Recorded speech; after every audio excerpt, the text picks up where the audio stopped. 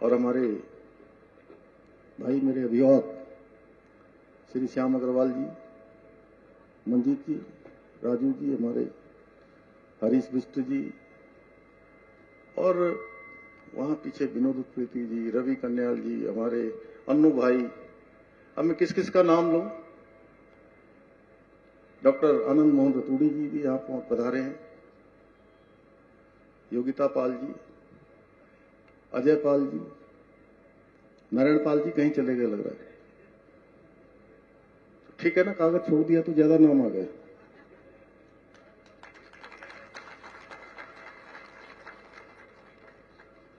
तो यहां उपस्थित हमारे सभी देश भर से आए हुए आयुर्वेदाचार्य, चिकित्सक गण, हमारे सभी विद्यार्थीगण और आए हुए सभी अतिथिगण, मीडिया के हमारे सभी मित्र, सभी जनप्रतिनिधिगण, मैं आज के इस अवसर पर श्री अशोक पाल जी को और पूरे ग्रुप को, पाल ग्रुप ऑफ जो हमारा काम करता है, उन सबको अपनी तरफ से बहुत बधाई देता हूं, बहुत शुभकामनाएं देता हूं कि एक शानदार काम यहां पर शुरू हुआ है।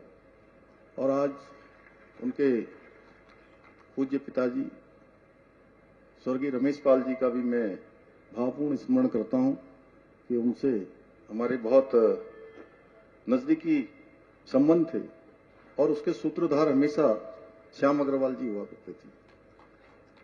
और मैं आज से लगभग 25 वर्ष पूर्व की बात मुझे ध्यान में आ रही है कि देहरादून के मीडो ग्रैंड होटल में रुकते थे और मैं अक्सर इनसे वहां भेंट करने जाया करता था।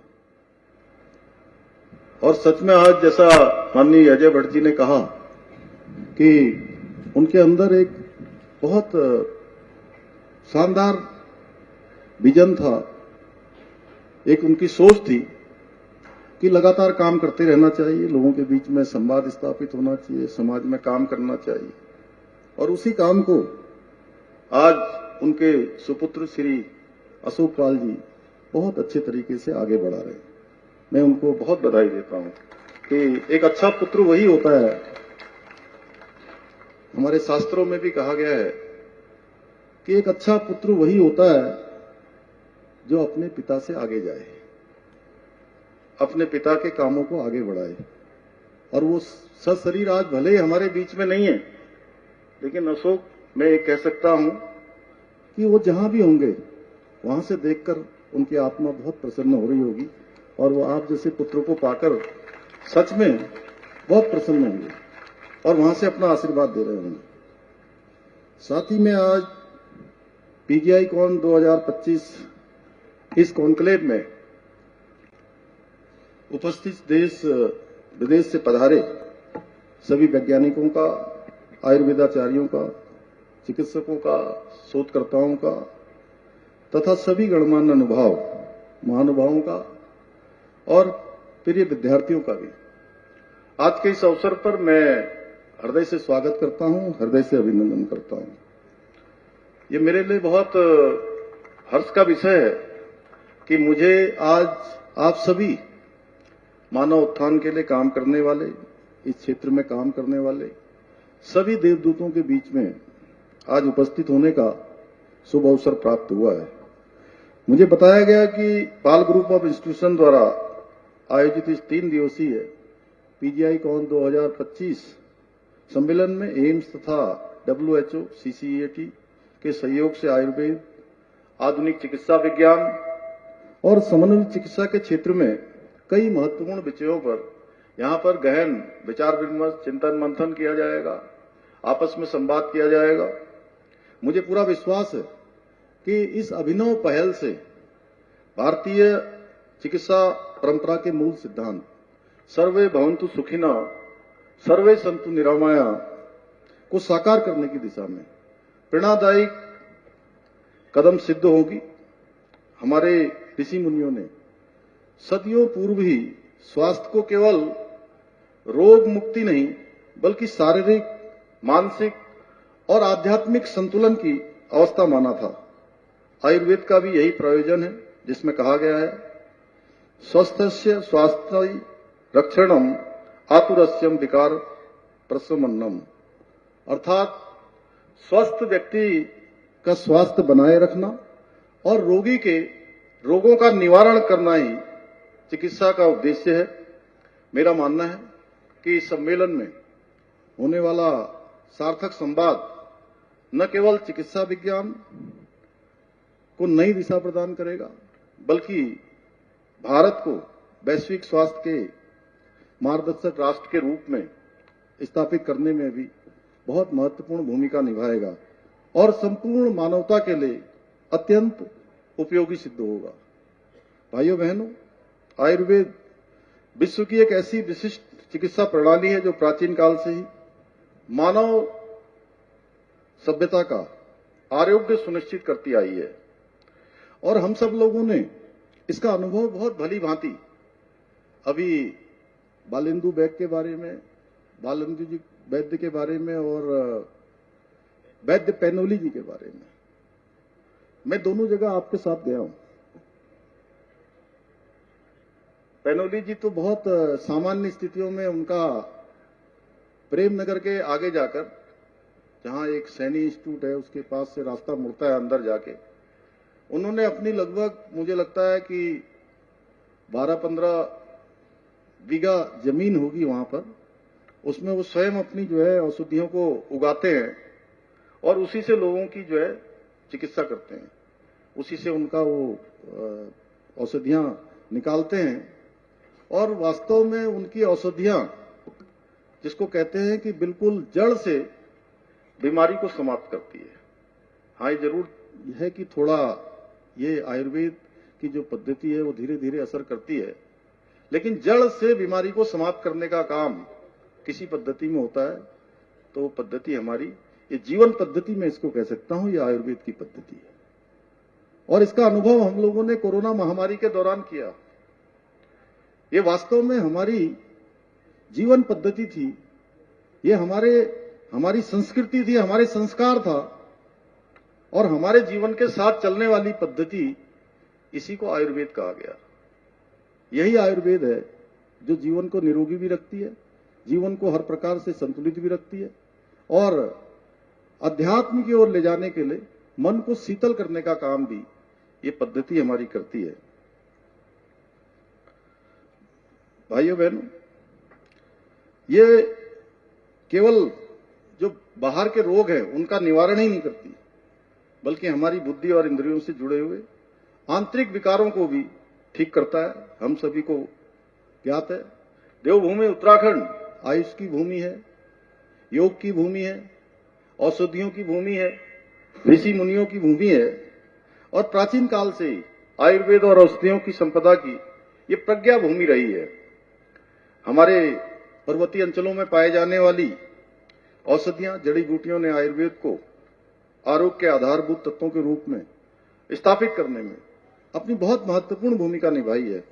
इसलिए इस प्रकार का आयोजन हमारे प्रदेश के लिए भी अत्यंत महत्वपूर्ण है। आज में वैसे बहुत सारे पहले से कार्यक्रम लगे हुए थे, लेकिन चूंकि इतना महत्वपूर्ण कार्यक्रम था और मुझे लगा कि भले ही कम समय के लिए जाऊं, लेकिन इस आयोजन में आकर जरूर आप सबके बीच में सम्मिलित हूं, जिससे कि हमारे प्रदेश को आयुर्वेद के क्षेत्र में भी आगे बढ़ने के लिए, और हमारे प्रधानमंत्री जी ने अभी 3 दिन पहले 4 दिन पहले 9 नवंबर को जिस प्रकार से हम सब प्रदेशवासियों को संबोधित करते हुए आयुर्वेद की महत्ता के बारे में, इसका कितना हमारे राज्य में एक पोटेंशियल है, किस प्रकार से हम इसको राज्य की समृद्धि के लिए उपयोग में ला सकते हैं, बहुत भली भांति उन्होंने बताया है। और निश्चित रूप से आज का ये कार्यक्रम, आज का ये सम्मेलन इस दिशा में हमको बहुत आगे बढ़ाने का काम करेगा।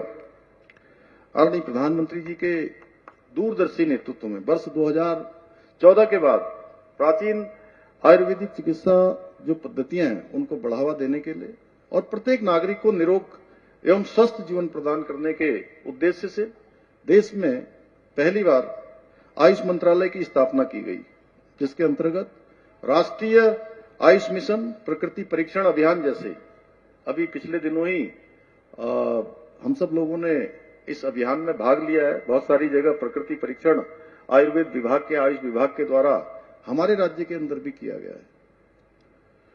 और उससे इन कार्यक्रमों के माध्यम से जहां एक और हमारे सभी लोगों को, नागरिकों को स्वास्थ्य और आरोग्य स्थापित करने की दिशा में बहुत सहायता मिल रही है, वहीं आयुर्वेद, योग, प्राकृतिक चिकित्सा के क्षेत्र में अनुसंधान, प्रशिक्षण और नवाचार को प्रोत्साहन दिया जा रहा है। आदरणीय प्रधानमंत्री जी के मार्गदर्शन में और उनके सहयोग से हम प्रदेश में भी आयुर्वेद और अन्य प्राकृतिक चिकित्सा पद्धतियों को प्रोत्साहित करने की दिशा में निरंतर कार्य कर रहे हैं। आज जहां एक और प्रदेश में 546 आयुर्वेदिक चिकित्सालयों के साथ ही 300 से अधिक आयुष्मान आरोग्य केंद्र संचालित किए जा रहे हैं, वहीं प्रदेश के विभिन्न जनपदों में 111 होम्योपैथिक तथा 5 यूनानी चिकित्सालय भी जनसेवा के कार्य में सक्रिय हैं। इसके साथ ही जिला चिकित्सालयों में 26 आयुष विंग, 62 वेलनेस सेंटर तथा 38 पंचकर्म इकाइयां भी संचालित की जा रही हैं। यही नहीं, हमारी सरकार शिक्षा और अनुसंधान की दृष्टि से उत्तराखंड में आयुर्वेद विश्वविद्यालय की स्थापना भी की है, जिसके अधीन वर्तमान में 18 महाविद्यालय संचालित किए जा रहे हैं। यहां से निकले हुए विद्यार्थी आज देश और दुनिया में जाकर उत्तराखंड की परंपरा और विज्ञान के संगम का प्रतिनिधित्व कर रहे हैं। आज जहां एक और प्रदेश के प्रत्येक जनपद में 50 और 10 बेड वाले आयुष चिकित्सालयों की स्थापना की जा रही है, वहीं ई संजीवनी पोर्टल के माध्यम से 70 से अधिक विशेषज्ञों द्वारा नागरिकों को आयुष परामर्श भी प्रदान किया जा रहा है। यही नहीं, हमारी सरकार द्वारा प्रदेश में उत्तराखंड आयुष नीति को लागू कर औषधि निर्माण, वेलनेस, शिक्षा, शोध और औषधि पौधों के उत्पादन एवं संवर्धन हेतु भी ठोस कदम उठाए जा रहे हैं। इतना ही नहीं, हम आगामी वर्षों में आयुष टेली कंसल्टेशन सेवाओं की शुरुआत करने के साथ साथ 50 नए योग और वेलनेस केंद्रों की स्थापना करने की दिशा में भी कार्य कर रहे हैं। इसके साथ ही हमने प्रदेश में योग, ध्यान, प्राकृतिक चिकित्सा के क्षेत्र में शोध को बढ़ावा देने हेतु 10 लाख रुपए तक के अनुदान का प्रावधान भी किया है। इसके अतिरिक्त हम प्रदेश में आयुर्वेदिक और प्राकृतिक चिकित्सा, योग और आध्यात्मिक पर्यटन को बढ़ावा देने के लिए गढ़वाल और कुमाऊं दोनों ही मंडलों में एक स्पिरिचुअल इकोनॉमिक जोन की स्थापना करने भी जा रहे हैं। इसमें हमारा काफी काम हो गया। आज के इस अवसर पर मैं इस विशिष्ट सम्मेलन को आयोजन करने के लिए पीजीआई आईकॉन 2025 के इस आयोजन के लिए पाल ग्रुप ऑफ इंस्टीट्यूशन, एम्स और WHO, CCET को विशेष साधुवाद देता हूं। यह अत्यंत सराहनीय है कि आप लोग भारतीय चिकित्सा परंपरा और आधुनिक स्वास्थ्य विज्ञान को एक सूत्र में पिरोने का भगीरथ प्रयास कर रहे हैं। भाइयों बहनों, हमारी सरकार देवभूमि उत्तराखंड को आयुर्वेद और प्राकृतिक चिकित्सा की वैश्विक राजधानी बनाने के अपने विकल्प रहित संकल्प के साथ निरंतर कार्य कर रही है। मुझे पूरा विश्वास है आप सभी के सहयोग से उत्तराखंड को सर्वश्रेष्ठ प्रदेश बनाने का हमारा इस संकल्प अवश्य सिद्ध होगा और आदरणीय प्रधानमंत्री जी की प्रेरणा से हम अनेकों कामों को आगे बढ़ा रहे हैं। क्योंकि आज ये विषय दूसरा था, इसलिए मैंने उन पर बहुत चर्चा नहीं करी, लेकिन मैं इतना जरूर बताना चाहता हूं आपको कि बहुत सारे जो ऐसी परियोजनाएं हैं जो लंबे समय से 5 दशक से भी ज्यादा समय से जो रुकी हुई परियोजनाएं थी, उन सभी परियोजनाओं पर तेजी से काम चल रहा है। जैसे आपके ही समीप जमरानी बांध परियोजना, जो लगभग भगत जी कितने 5 दशक से ज्यादा हो गया। भगत जी, आपका ध्यान कहाँ है? कहीं और चले गए थे लग रहा थोड़ी देर। ये मैं पूछ रहा था आपसे कि ये क्या नाम, ये जमरानी बांध परियोजना कब से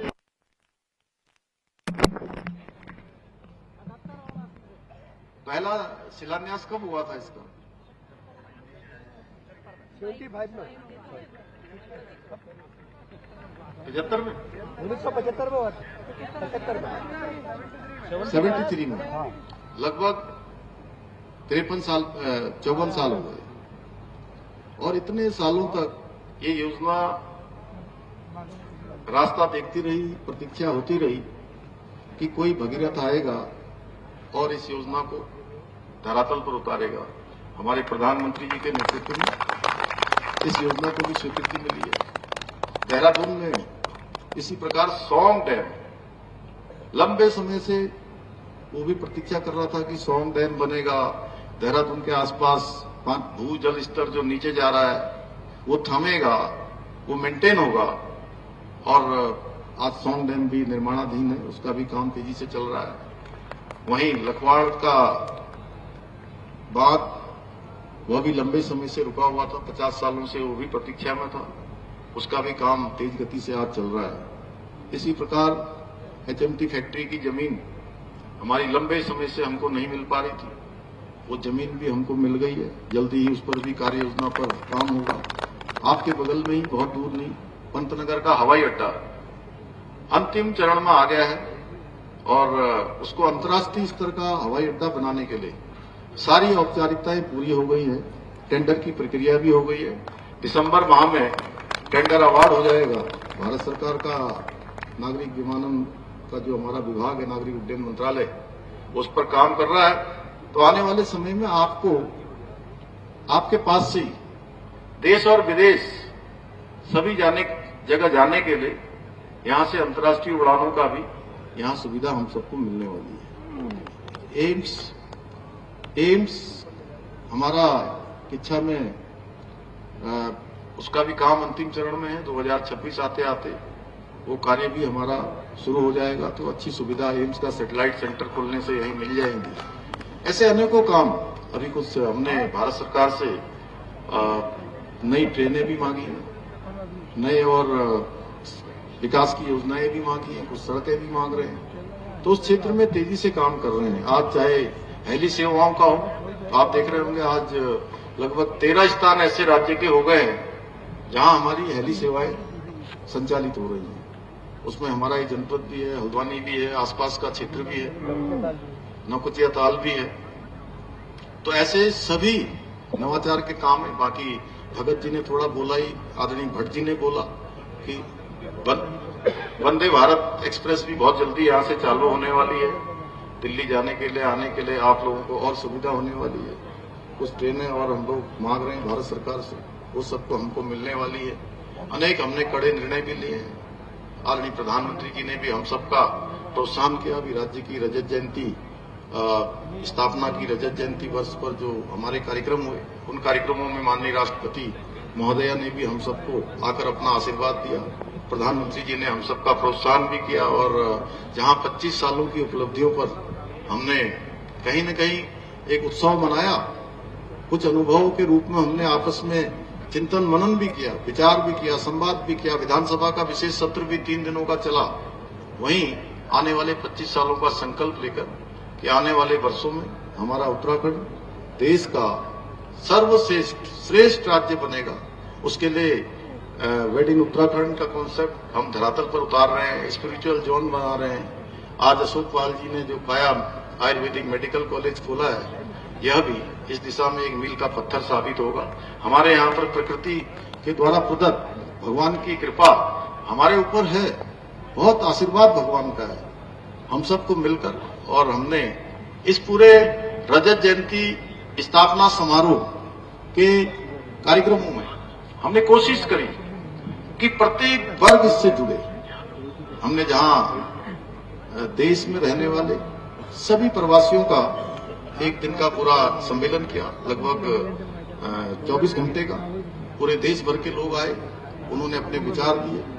हम आंदोलनकारियों के बीच में भी गए, उनके प्रत्येक स्थानों पर हमने सम्मान के समारोह करे, क्योंकि राज्य बनाने में उनका बड़ा योगदान था। राज्य में हमारे सैनिकों की एक बड़ी संख्या है।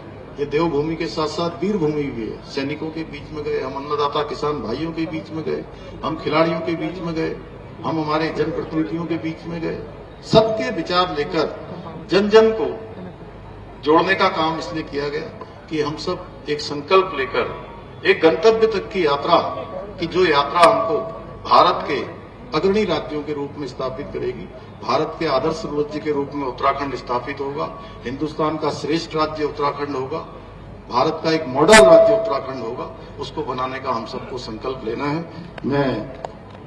मुझे विश्वास है आप सभी के सहयोग से उत्तराखंड देश का श्रेष्ठ राज्य बनाने का यह हमारा संकल्प अवश्य सिद्ध होगा। इसी विश्वास के साथ एक बार फिर से मैं पाल ग्रुप ऑफ कंपनी इंस्टीट्यूशन को मैं बहुत बधाई देता हूं, बहुत शुभकामनाएं देता हूं और इस सम्मेलन की सफलता की शुभकामनाएं देते हुए अपनी वाणी को विराम देता हूं। धन्यवाद।